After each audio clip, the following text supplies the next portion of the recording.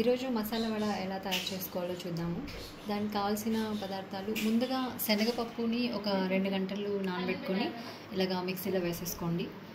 దీంట్లోకే కొంచెం నేను salt add చేస్తున్నాను రుచికి తగినంత. ఇది కోర్స్గా గ్రైండ్ చేసుకోండి, ఎక్కువ స్మూత్గా అవసరం లేదు, కొంచెం కచ్చాపచ్చగా ఉండేలాగా. సో దీనికి కావాల్సిన ఇంగ్రీడియంట్స్ 2 పచ్చిమిర్చి చిన్నగా, ఇవన్నీ చిన్నగా కట్ చేసుకోవాలి. పచ్చిమిర్చి, ఉల్లిపాయలు, అల్లం, కరివేపాకు, పుదీనా, కొత్తిమీర, జీలకర్ర.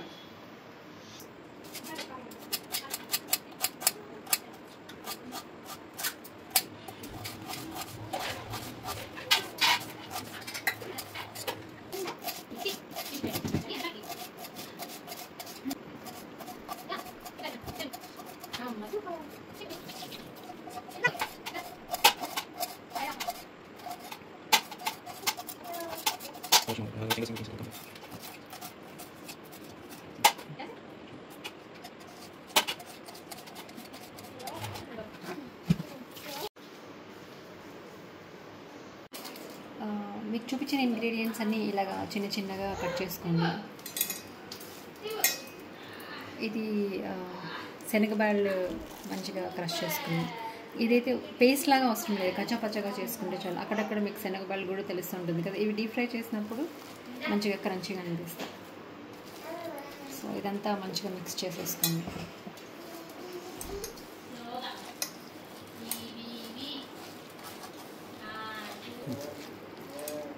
ఈ శనగబాళ్ళు క్రష్ మిక్సీకి వేసేటప్పుడు నేనేం వాటర్ యాడ్ చేసుకోలేదు. మీకు మరీ గట్టిగా ఉంటే కొన్ని వాటర్ అలా జీలకరించుకొని వేసుకోండి, లేదంటే అవసరం లేదు. మీకు ఇలా వడ చేసేలాగా వస్తే సరిపోతుంది.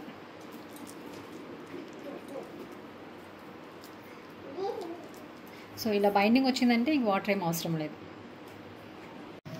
ఓకే, ఇప్పుడు మసాలా వడ డీప్ ఫ్రై చేసుకోవడానికి ఒక కడాయి పెట్టుకొని గ్యాస్ ఆన్ చేసుకోండి. ప్యాన్ హీట్ అయిన తర్వాత కావాల్సినంత నూనె వేసుకోండి, వడలకి ఫ్రై అయ్యేలాగా. నేను వేరుశనగ నూనె యూజ్ చేస్తున్నాను. దీనికి కొంచెం బాయిలింగ్ పాయింట్ ఎక్కువగా ఉంటుంది, హై ఉంటుంది అని చెప్పి ఎక్కడో చదివాను, సో అది యూజ్ చేస్తున్నాను. సో నూనె బాగా కాలిన తర్వాత మనం వడలు వేసేసుకుందాం.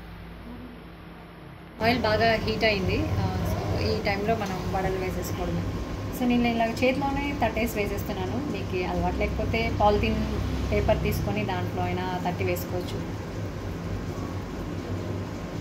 సో మరీ థిక్గా కాకుండా మరీ థిన్గా కాకుండా ఒక మోడరేట్ ఈ సైజులో వేసేసుకోండి సార్.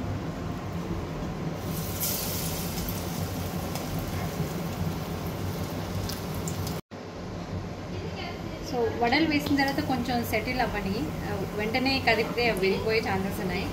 కొంచెం సెటిల్ అయిన తర్వాత తిప్పేసుకోండి అటువైపు.